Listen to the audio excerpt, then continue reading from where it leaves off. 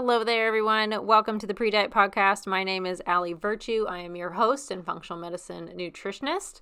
And today's episode is a fun one. This is actually going to be a live recording of a nutrition talk I was asked to give for Chamber Business Women for Salem, Oregon.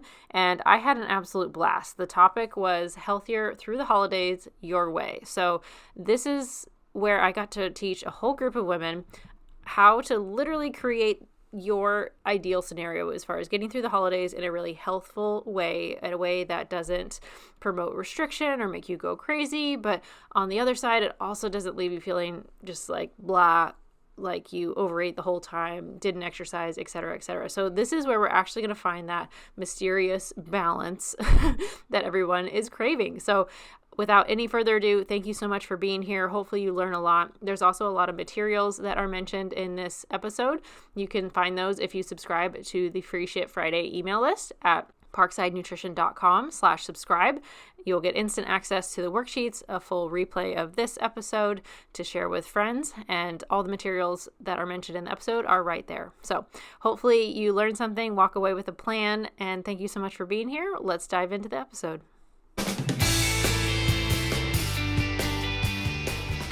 Hi, everybody. Let's just preface this that I'm really fun. I have fun with food, so like zero food shame, guilt, anything like that. Like I promise it's fun. So no need to, we can leave all that kind of baggage behind. Oh my gosh, I spoke too soon. Oh, stop it. All right, we'll see how this goes. So healthier holidays, your way. So I can't, unfortunately, give you a list of like, eat this, don't eat this. It's unfortunately, you can make it that simple. Highly don't recommend that strategy. So I'm going to ask a lot of questions because you all want the holidays that you want. You all have different health goals, but there are some unifying principles that I think are really helpful. And at our table, we talked a lot about mindset and changing our behavior. We're going to talk a lot about that today because I can't pick your goals for you. I really want to give you the tools of like, how do I coach myself? How do I get myself through this situation to get the result that I want? And I absolutely love this stuff. So I'm going to try real hard to keep to 25 minutes. All right. First of all, nice to meet you. My name's Allie. I'm a nutrition coach. I'm a functional medicine nutritionist. Any of those things apply. I'm not a registered dietitian. I didn't want to work at a hospital. I really wanted to be proactive and teach people how to eat, how to do this whole healthy lifestyle thing, so it looks different. Both my parents are teachers, so sorry for the worksheets, but you can take them home. But I did really like the nutrition coach aspect. This is not an all or nothing thing. It is a skill that you can get better at. You can practice it. There's no final exam on this stuff. It's just something you develop over time and hopefully in a way that you enjoy to some degree. This thing is going to drive me nuts. All right. I started Parkside Nutrition in 2017, have a master's in human nutrition and functional medicine, lots of other certifications, perpetual nerd. Also previous overeater. I struggled really hard with binge eating when I was in grad school, graduated 2018. But also a forever foodie. So I wanted to learn more about food. I loved it. It's a piece of culture, family, so many aspects of life. But I also loved the science of it. And I saw how powerful it was for my own health. So I wanted to learn how to teach people to do this to a degree that gets them the results that they want.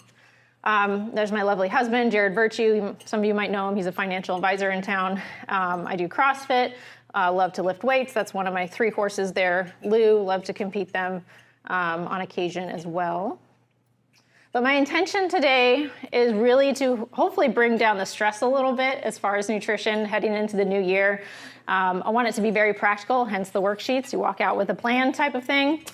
So you can find that elusive balance, that gray area. We're ditching the all or nothing black and white strategies for this next year. I already said no dietary dogma, no shame, just going to give you some tools to hopefully get you the results that you want to feel good. First, we got to cover some basics just so we're on the same page so I don't start talking like protein and carbs and fats and fibers and you're like, what is this lady talking about? So also, so you guys know my priorities, because there's a lot of information out there that I think a lot of people will focus on the tiny little details before they've built the foundation of their house, right? So this is my approach. I call it the pre-diet approach. This is because I want you guys to learn these principles before you reach for a specific diet that might be a little on the complicated side. These are the fundamentals and kind of in my order of operations as far as like what I generally want my clients to care about first. So number one is a positive mindset. I've never ever heard or seen anybody hate themselves into a healthier body. It never lasted. It's not going to stay that way. Okay? So let's just take that off the table. Doing it from a positive mindset is so, so critical. And that starts for me with just being mindful. If we're aware of something, we can start to change it. If we have no idea it's happening, or I didn't know I do this, or that I eat this, we can't change it. So starting there, drinking more water, getting some more sleep. Who thinks they would eat better if they got enough sleep? Think that would be easier? Yeah, if we're not like using our food to give us more energy because I got like 3 hours of sleep last night? Probably. Been there. Grad school. It sucked. Drinking more water, stopping to eat when we're 80% full. Anybody, I know, well, Melissa knows, but what the heck is 80% full mean? Like you don't have a metric or like a battery that you can just like, my stomach is 80% full, time to stop. We just had Thanksgiving. How full would you say we get typically on Thanksgiving Day? 120. I usually hear about 150, 150% full. So we want to stop a little before that because we just feel really uncomfortable, right? And again, my goal was to help you feel good. And if you don't feel good being 150% full, maybe we choose something else. Just maybe, it's up to you. So 80% full, move your body in some way every day, creating an active lifestyle. It's good for us. We're meant to move.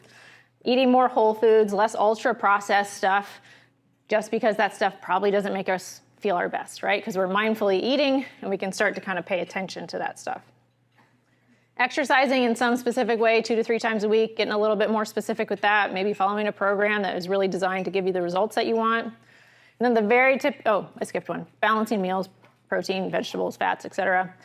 And then at the very top, macros, diets, how many calories, how many grams of protein, that stuff. How many people do you think start at the tippy top of the pyramid, right? They're like, I'll just follow this diet, forget about sleep, forget about water. I can do it, da-da-da-da-da. So I kind of want to flip this on its head. I also cover this in my podcast, the Pre-Diet Podcast. I teach these principles. I do try to make it like 15, 30 minutes max because I want it to be like a walkable time. So like listen to me and then go for a walk is the idea. So. All right, so just to cover the basic plants, because I tend to easily talk about non-food things, and they're like, hey, lady, I thought you were going to talk to us about food. So I will talk about food. Up in the corner there is my cute dog, Jasper. I would do anything for that dog, absolutely anything. I have done everything. He's been rather expensive lately. But this is our plate, our average plate, very generalized, right? I'm talking to a room full of 110 women here. So very generalized, about a quarter of our plate, protein. There are some amounts on there to give you more of an idea of what that exactly could be, but it is a range. But what was our first principle? Mindful eating. So if I'm being more mindful and I serve myself 8 ounces, probably going to be a little full. Hopefully I'm mindful, hopefully I notice, and I can stop when I'm almost 80% full. See how that kind of goes back to each other? Half my plate, colorful vegetables.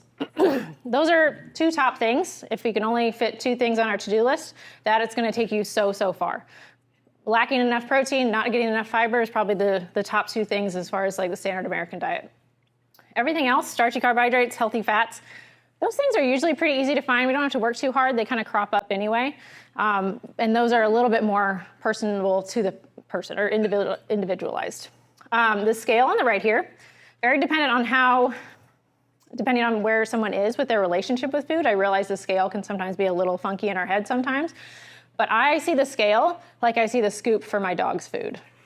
So I would do anything for that dog, right? I know he wants like 4 cups of food, but I love him and I want him to be healthy and live a long time and be super energetic. So he gets whatever he gets, right? That is his scoop of food because I love him.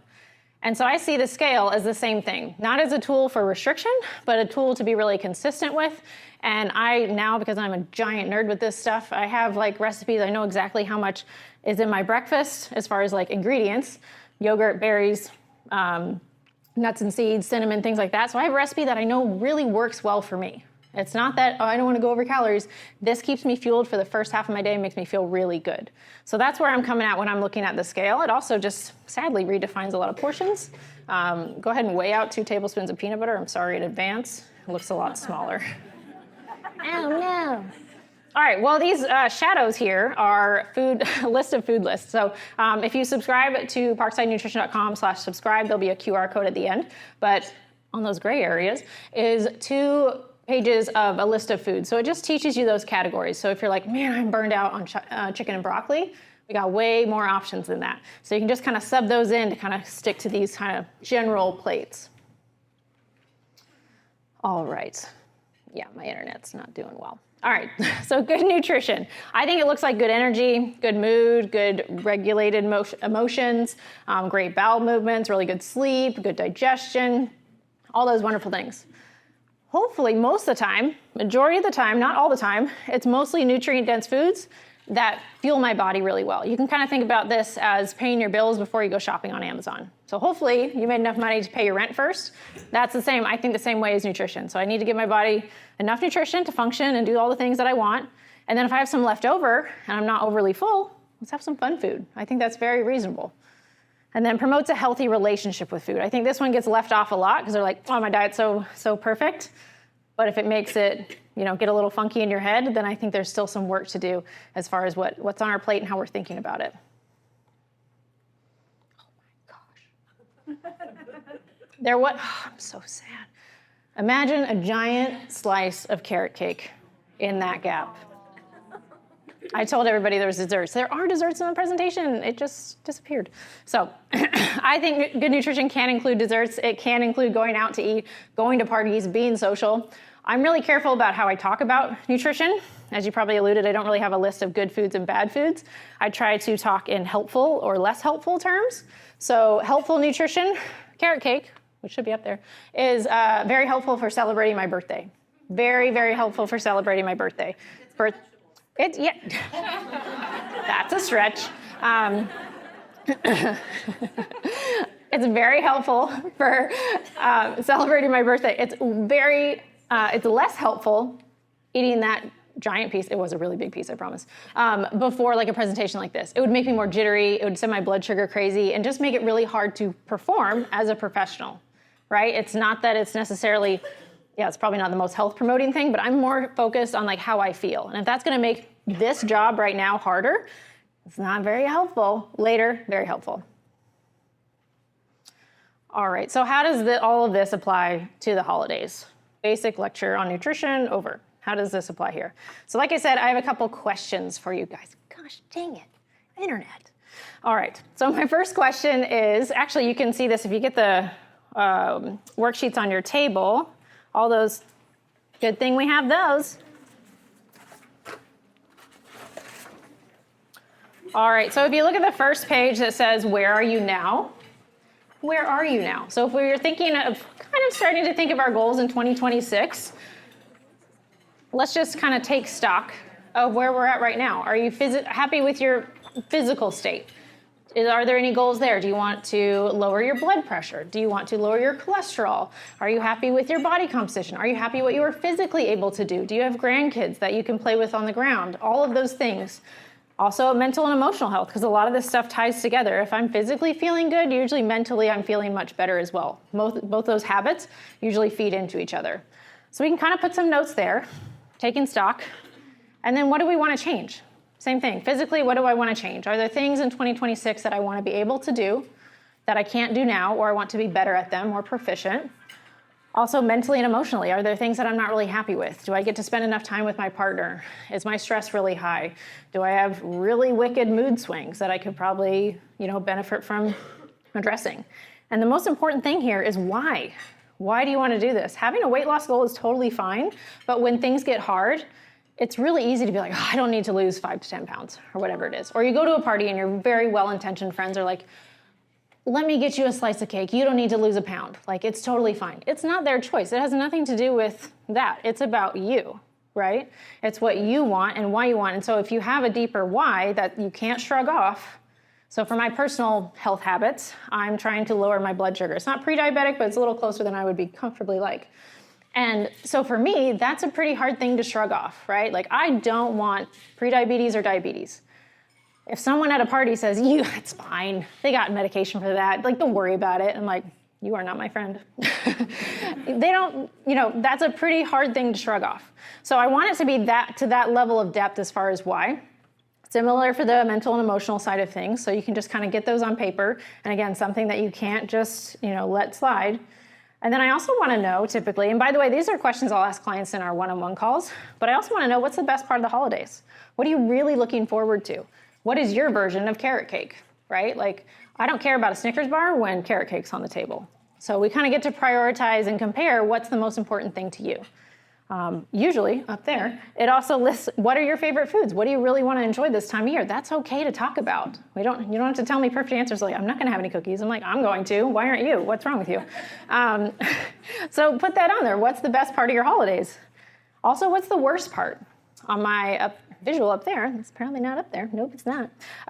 What are the worst parts? For me, and also my clients usually say, I just don't want to feel so full that I fall asleep on the couch afterwards. Like, we play games, there's lots of fun things going on. Like, I don't want to miss out on that stuff. I want to be energetic and able to do that stuff. Cool. So the worst parts, probably feeling overly full, sleepy, etc. What helps these? For me personally, going for a walk, probably eating mindfully, so trying to stop a little before I would like to, so I don't fall asleep on the couch afterwards. Maybe going for a walk with my family after dinner. Maybe just sticking to my regular exercise routine, because I know that makes me feel good in general. Things like that. And then also at the bottom here is what makes the worst parts worse. So this is where self-sabotage comes in. And we might go, oh, I already overate. Like, give me another piece of pie. Just whatever. We'll start on Monday. We'll start on the 1st. I'll call Ellie then. Don't do that. Don't do that to yourself. I think it goes really, really far. Everybody wants to hit their like A++ goal and like lose all the weight and do all the things throughout the holidays. There's a lot of value in just feeling better throughout the holidays and not being so, destructive towards ourselves, to be honest. So what makes the worst things worse? Eating more food when we know we're already full. Don't do that to yourself. Be nice. Skipping workouts because you're like, God, I feel so full. Skipping a walk that you would normally go on with your family or partner because like, oh, I feel so full. No. Like, let's not make the worst things worse. So list those things out, cross them out. And the reason I have the signature in the bottom, I do another talk with a habit contract, which is really, really fun for the beginning of the year. But I also have people sign it. And I want you to sign it after you list those worst things, the worst parts worst, cross them out. We're not going to do that this year. Okay, so if you know exactly what makes you feel worse, I don't want that for you. Your best friend doesn't want that for you. Okay, so we want to be nicer to ourselves. So that's that piece of the paper. If you find your habit tracker, looks like this. This is kind of one simple document to keep, just imagine it up there. It's probably because, let me just try to fix this for 2 seconds. I bet I can get it back. We'll see. It might not work. I'm back online. Wonderful. Nope, no, I'm not. All right, well, tried. All right, so habit tracker. This is like one document you keep in your bathroom, on your kitchen cabinet or something, somewhere where you'll see it all the time. So we want to say those, what things will help the worst parts get better. So overly full, what will help that? Mindful eating, going for a walk, keeping to my exercise routine, something like that, maybe going to bed on time. Hopefully some of those habits like come to mind, right? Well, that's where I'd love for you to fill them in right here under habits, and then also put why. So if you can kind of see up here, from what's up there, mindful eating and stopping when full is one of my top priorities. Because if I do that, like everything else gets so much easier. So for me, my personal goals of like lowering my blood sugar, not an easy task this time of year, mind you, lowering my blood sugar, that's why. So I'm going to put that reason why in that gray column there. So it's front and center of like, when I'm saying no to being mindful and I'm going to be mean to myself and overeat, I'm also saying, I don't care about lowering my blood sugar. I don't care about having better energy. I don't care about my long-term health. A little bit of an exaggeration, but it keeps that front of mind as to why I'm doing it. Same thing if my husband slips up. He's usually very good about asking me the right questions. But if he says, hey, do you want to go for a walk? No. I don't want to go for a walk. It's 5 o'clock. It's dark. It's cold. I'm tired from work. Of course, I don't want to go for a walk. Do you want to lower your blood sugar?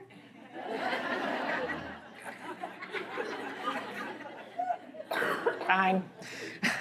fine. But it's front and center, right? And I was wearing like a continuous glucose monitor so he could go, you should go for a walk. But making sure you stay connected to why you're doing that. Lifting 3 to 4 times a week. Do you want to always do that? No, I've been lifting for like 13 plus years. I don't always want to do it, but I do want really big muscles. I've been trying for a long time and I'm still working on it. All right, but that really helps my glucose goal. It helps my long-term health goal, so many things. And so if you don't know how to fill this in as far as like why you should care about this stuff, this is where you could take this to your doctor's office, take this to your health nerdy friend, or me obviously, but we could talk about why you should care about that habit. Maybe it's actually too high on your priority list. Maybe another habit would actually be more beneficial for your goals, but we really want that kind of top of mind. All right, so now you have your daily habits or weekly habits, what we're looking for, why. But what about that one really big event? Oh, it loaded. All right. So that one big event, because usually a one big event tends to kind of derail people for a little bit. And so I really try to focus on that. And I'm very lucky the way I run my business, I talk to people every single week when you work with me one-on-one. No email, we're talking. So we get to talk through a lot of these scenarios of like, hey, Allie, I have this big party, or I have 7 birthday parties this week. Like, what the heck am I gonna do? That's so much different food, all the things. So we write down, or they tell me, what is the big event? So say it's Christmas dinner. I'm like, why is that usually hard to, quote, be a healthy person, right? Because we don't have these, I just have a weight loss goal. It's like we are trying to be a healthier version of ourselves, right? That's how strong I'm trying to get people to kind of take on these habits. So why is it hard to be a healthy person in this scenario? Well, it's all bad food. I feel bloated, I eat too much, etc. That's why it's potentially problematic. I was like, all right, how do you want to feel instead? Like, what would be a big win? I asked a client this yesterday because she wants to see more progress than she's seen, but she's also like, but it's the holidays. And so she's kind of bouncing between the two of like, how do I achieve what I want? I'm like, all right, imagine it's January 2nd, you crushed it. What does that look like? She's like, well, maybe I lost a pound, but I really just don't want to gain more than 3 pounds than I'm at right now. That would be awesome. And I still want to feel good and I still want to enjoy some of the holiday food. I'm like, cool, let's do that. Let's reverse engineer that. How do we do that? So we did. We kind of stepped it back, like what's balanced, what's important, what's not. How many cookies did you used to eat at the Christmas party? Oh, like 10. Okay, well, like 5 is less than 10. So I like that. That's moving in a different direction. She literally used that as an example and she's like, I don't really eat 10. I was like, I know, but it's fine. Whatever, moving in the right direction. Also, what's important at that event? So if grandma's bringing her special pie that you only get once a year, I think that's really important and special. So I don't think that needs to be off our list.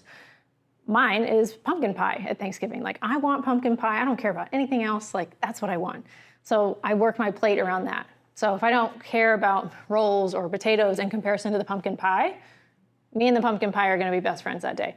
I'm also going to give my body some nutrition at that meal, but I make sure that I get to enjoy every aspect that I want to in a way that still leaves me feeling good. Does that make sense? Hopefully we can like visualize that of like, oh, that's what the gray area is. It's like no cookies or too many cookies. There's a island in the middle that we got to find.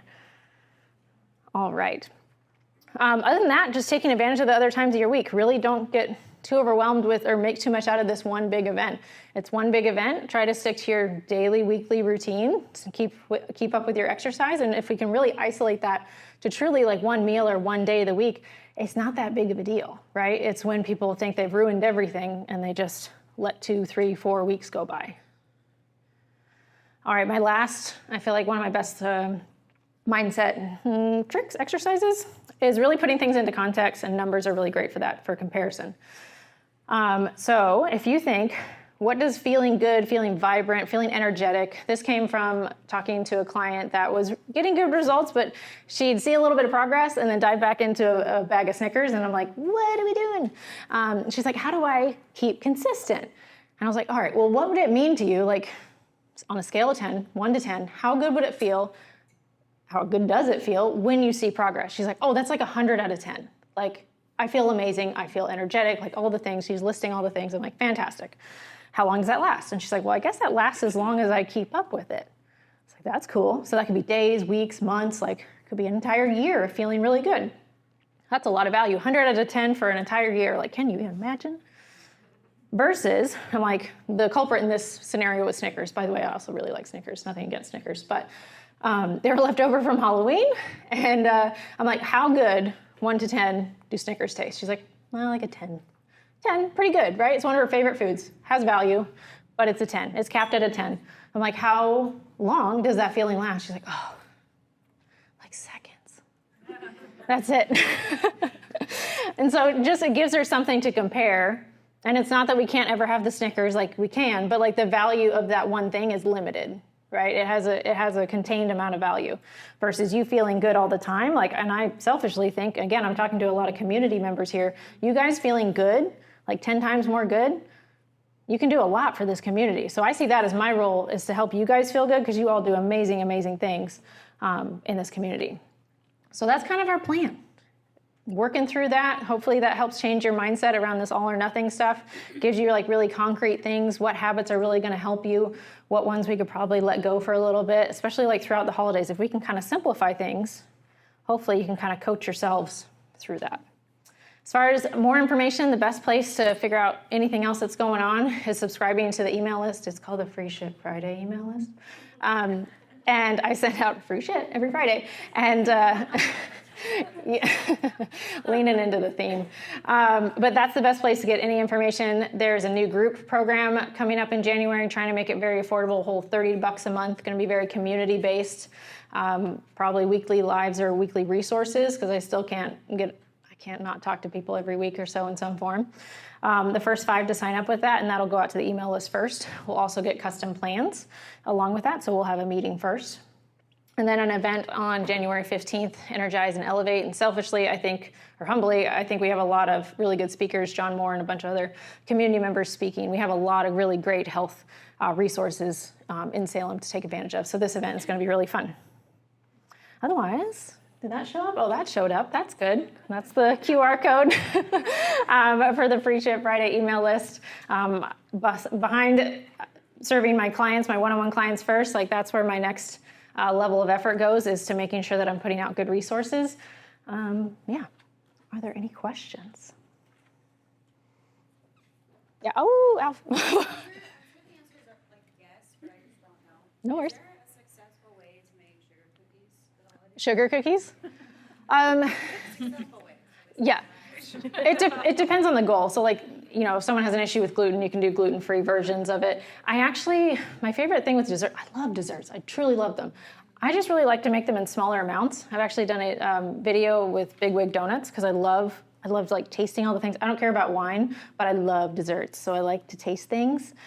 So I think just making them in smaller portions, I think is one of like the best hacks to do, because then everybody gets to participate, but you've made it easier for them to just, I'll just have one or have this. And so it's just a little bit easier behavior-wise, because I mean, I also don't want to totally, obliterate really good grandma's recipe of sugar cookies by trying to make them healthy, and they're like 50% is good and that whole thing. So, yeah. So I had a question about the habit tracker. Yeah. And maybe I missed this, but no worries. big why. So Yes. how do you determine the big why? Several sheets, like Yeah, write yourself a letter. Kind of joking, kind of not. One of my favorite books is Atomic Habits by James. Yes, yeah. I love that. But one of the things he has in there, and that's what honestly helped me really get over binge eating, was I wrote myself a letter of like, this doesn't align with the person I want to become, being a nutritionist and also struggling with that. I didn't want to feel shame like I'm a bad person or bad professional for dealing with that. It's a very human thing. And now I feel like it's given me so many skills to help other people. But it was really black and white of like, this does not match the person that I'm trying to become. So honestly, that was like the big pivotal moment for me, was honestly writing myself a letter. And I signed it and I put it on my kitchen cabinet on the inside, so I saw it all the time. And it reminded me of like, hey, look what you said, look what you did. So that was really helpful. But the big why is kind of, again, something you can't laugh off of like, oh, you're fine, you don't need to lose the weight. It's like, you can't laugh off like, oh, you don't need to play with your grandkids. And I'm like, yes, I do. So some big reason that is just like the big motivator. Another example from a client, we did this, she was struggling to get into the gym. It was really easy to shrug off a 30-minute workout at the end of a long workday, right? Very, very relatable. So I just asked her, I was like, why the heck are we trying to exercise? I know why, but what's really important to you physically that you can't do right now? She's like, every time my family goes skiing throughout the holidays, I can't go. I'm not physically fit enough to go skiing. So she gets left at the lodge. She's like, I don't want to spend another holidays waiting for them to come back in the lodge. I'm like, well, we better get training then. Like that's what we're training for. And same thing with another client that had been working out, doing CrossFit for 10 plus years. She just had a year where the workout routine fell off a little bit. And I was like, why do we care about doing this? And she's like, my grandson's coming in 2 weeks and he does not stop. And I need to be able to, and I was like, how much does he weigh? 40 pounds. I'm like, we better start lifting 40 pounds because you're going to be doing that all day. So connecting it to that big, big why of like, there's no reason you're going to say no to that. Like that's what you're saying yes to when you agree to a workout. Absolutely. I was just curious what your top story, success story that you've worked with. Not really one comes to mind, but when people say that they think about things differently and like they aren't worried about, I had some cookies and I wasn't worried about it because I'm the person that goes to the gym and does the things. Like they've taken on so much of that identity as like, I'm a healthy person, this is just what I do. That is what really makes me like dance at my desk because like that's gonna stick, right? Like they've totally taken that on as like, I'm a good professional, I would never do XYZ that's bad for your profession, right? So no one thing comes to mind, but when people start to talk like that and think like that, I'm like, oh, they've really got it. Okay. Yeah, cut me off, sorry. Sorry, such great information. Yeah.